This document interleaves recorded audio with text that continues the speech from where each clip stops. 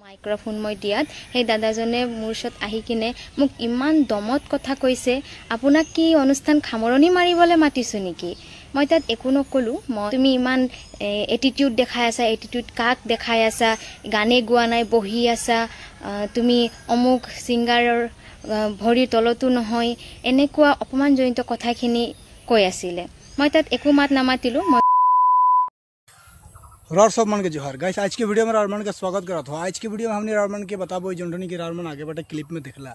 तो actually डिकराई tea garden में एक प्रोग्राम रहा जहाँ की देवजीत आइंद के और सुनीता बुनिया के स्पेशली गीतर हराय देख ले मैंने वहाँ इन्विटेशन रहे और अच्छा प्रोग्राम एक रहा है। तो उस प्रोग्राम में कोनो हालत के चलते हमने के सिंगर देवजीत आइंद के तबीयत खराब हो जाए के वजह से वो वहाँ आग लगी नहीं पड़ लगा और उकर अपडेट भी इंस्टाग्राम फेसबुक के माध्यम से दे रहा है सिंगर देवजीत आइंद। तो उस जगह के कैंसिल करके स्पेशली सिंगर में माइकल पत्थर के इन्वाइट करल गलक और सुनीता बुनिया के संग रहलक। तो अब बात अलग जनटनी की प्रोग्राम हो गलक। हालांकि वहाँ देवजीत आइंद आग नहीं पड़ल, लेकिन उकर जगह में स्पेशली सिंगर माइकल पत्थर तो ऑलरेडी रहे, लेकिन फिर भी ऐसा का घटना हो गलक कि वहाँ से एक बैड न्यूज़ सामने अलग और उठू सुनीता बुनिया उकर फेसबुक पेज में बहुत दुख जाहिर करते हुए एक वीडियो के अपलोड करलक जोंटनी की रावमान देखे के लेकिन पर बात तो मैं कहे के लेकिन चाहत हो आज हमनी के समाज में ऐसा का हो लेकिन जाते जहाँ की हमनी के एटीट्यूड उस्तादी बहुत ज़्यादा देखे के लेकिन मिला थे। और वो कमिटी ऐसा काले एक ठू फीमेल सिंगर के अपमान करे के लेकिन ई स्टेप के लेलक। इखे बहुत प्रश्नबोधक बात हमनी के समझ में नहीं आती है।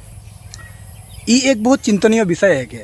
तो गाइस रावण बतावा तो रावण इके ऊपर में कहा कहे लेकिन चाहला। तो मोर डायरेक्ट क्वेश्चन है उस कमेटी मन के या फिर जे भी इस गाफिलती में शामिल है ई काम के कैसन से करे लेकिन अधिकार पलक और इकर में के ज़्यादा जिम्मेदार है। ये बहुत बड़ा प्रश्नों के विषय रावण के उत्तर दे का है।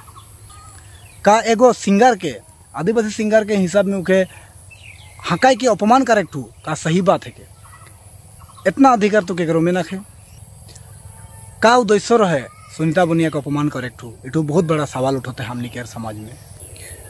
मैं तो सोच के आश्चर्य रावण के कमेंट के बतावा और आगे हमनी चलबो और वीडियो के देख के ने पूरा फुल वीडियो के जानबो और कमेंट्स करके बताबो। नमस्कार, আজি এটি বিশেষ কাৰণত এই ভিডিঅ'টি বনাবলগীয়া হ'ল। যেহেতু আপোনালোকে গম পাইছিলে যে 13 জুলাইত দেৱজিত আইন আৰু মোৰ অনুষ্ঠান আছিলে ডিকৰাই চাহ বাগিচাত।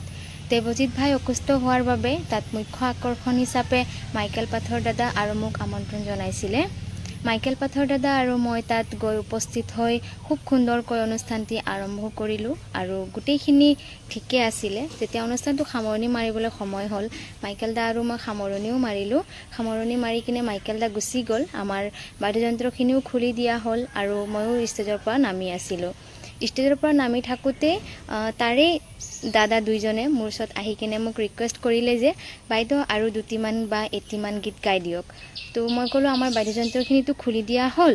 তো তেওঁলোকে ক'লে যে বিনা মিউজিকত গালেও হ'ব, আপুনি 2-3 কলিমান গীত এটি গাই দিয়ক। দাদাকেইজন অনুৰোধ কৰাৰ কাৰণে মই তাতে উইদাউট মিউজিকতে 2-3 কলি গীত এটি গাই দিলোঁ। গাই দিয়াৰ পিছত যেতিয়া ইমানতে আজিৰ অনুষ্ঠানটো সামৰণি মাৰিছোঁ বুলি কোৱাত মাইক্ৰফোন মই দিয়াত সেই দাদাজনে মোৰ ওচৰত আহি কিনে মোক ইমান দমত কথা কৈছে, আপোনাক কি অনুষ্ঠান সামৰণি মাৰিবলৈ মাতিছো নেকি? মই তাত একো নকলো। মই পিছফালে গৈ কিনে মই মিউজিচিয়ান দাদাকেইজনৰ লগত কথা পাতিলোঁ যে আপোনালোকেতো খুলি দিলে মই কেনেকৈ গাম। তাতে আৰু এজন দাদা আছিলে, মই নামখিনি নকওঁ, মই নামখিনি জানো। সেই দাদাজনে আকৌ মোক কৈছে তুমি ইমান এটিটিউড দেখাই আছা, এটিটিউড কাক দেখাই আছা? গানে গোৱা নাই, বহি আছা, তুমি অমুক ছিংগাৰৰ ভৰিৰ তলতো নহয়, এনেকুৱা অপমানজনিত কথাখিনি কৈ আছিলে। মই তাত একো মাত নামাতিলোঁ। মই ক'লোঁ মই আপোনালোকৰ লগত তৰ্ক কৰিব অহা নাই, মই ইয়াত অনুষ্ঠান কৰিব আহিছোঁ। মই ষ্টেজৰ পৰা নামি আহি আছিলোঁ। তো তাৰে কমিটি মেম্বাৰ দাদা এজনে মোক ক'লে যে বাইদেউ তাহাঁতৰ কথা শুনিব নালাগে, আপুনি বলক এটি গীত এটি গাই দিব। মই ক'লোঁ ঠিক আছে হ'ব, কিন্তু তেওঁলোক বহুত অপমানজনিত কথাখিনি কৈ আছে মোক। তথাপিও তেওঁৰ কথা ৰাখি কিনে মই আকৌ তাত অনুষ্ঠান কৰিবলৈ ষ্টেজত গৈ আছিলোঁ। ষ্টেজত গৈ পাওঁতে সেই দাদাকেইজনে ইমান জোৰকৈ চিঞৰিছে, ইমান অপমানজনিত সেই কথাখিনিকে বাৰে বাৰে কৈ আছে, আপোনাৰ নিচিনা গায়ক আমাক নালাগে, আপুনি ইয়াত গীতে গোৱা নাই, আপুনি বহি আছে, মানে বিভিন্ন ধৰণৰ মানে অপমানজনিত কথাখিনি কৈ আছে। মই তাত একো মাত নামাতিলোঁ। মই আহি কিনে গাড়ীৰ ওচৰত আহিলোঁ। গাড়ীৰ ওচৰত আহোঁতে অডিয়েঞ্চ কিছুমানে ফটো উঠি আছিলে মোৰ লগত। সেই ফটো উঠি থকা স্বত্তেও সেই দাদাকেইজনে আকৌ আহি কিনে ইমান অপমানজনিত কথাখিনি বাৰে বাৰে কৈ আছে, সমূহ ৰাইজৰ আগত মোৰ দুৰ্ব্যৱহাৰ কৰি আছে। আপুনি অমুক ছিংগাৰ ভৰিৰ তলতো নহয়, আপুনি ইয়াত গীতে গোৱা নাই, আপুনি অনলি ডুৱেট কৰিছে, আপুনি বহিহে আছে, আপোনাক পইচা কোনে দিব, আমি পইচা নিদিওঁ, আপোনাক যোনে মাতিছে সি পইচা দিব।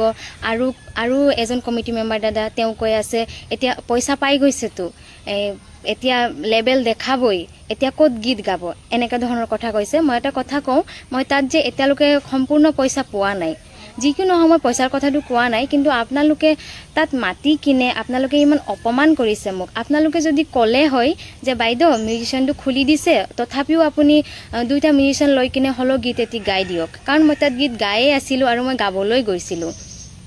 যদি আপোনালোকে তেনেকৈ এবাৰ হ'লেও ক'লে হয়, আপোনালোকে মোক গীত গাব দিলে, মোৰ পৰা মাইক্ৰফোনটো কাঢ়ি নিলে, মোৰ লগত দমত কথা পাতিছে, মোক ইমান অপমানজনিত কথাখিনি কৈ আছে, আপুনি এনেকা এটিটিউড দেখাইছে। মই তাত একো এটিটিউড দেখুওৱা নাই। আপোনালোকে যদি মোক ভালকৈ ক'লে হয়, তাত মই দুটিমান গীত আকৌ গাই আহিলোঁ হয়। আপোনালোকে মোৰ লগত তৰ্ক কৰিব নালাগিছিল। আপোনালোকে এবাৰ ষ্টেজত ক'লে মই মানিছোঁ, ষ্টেজত ক'লে মই তাৰ পৰা আহি গ'লোঁ। আপোনালোকে আকৌ মোক ষ্টেজৰ পৰা খেদিছে, ষ্টেজৰ পৰা নামি আহোঁতো মই আপোনালোকে গাড়ীত আহি কিনে ইমান ৰাইজৰ আগত মোক অপমান কৰিছে। এইখিনি আপোনালোকে কিয় কৰিলে? মানে আপোনালোকে মোক ক'লে হয় ভালকৈ, তেতিয়াতো মই নিশ্চয় তাত গীতটো গালোঁ হয়।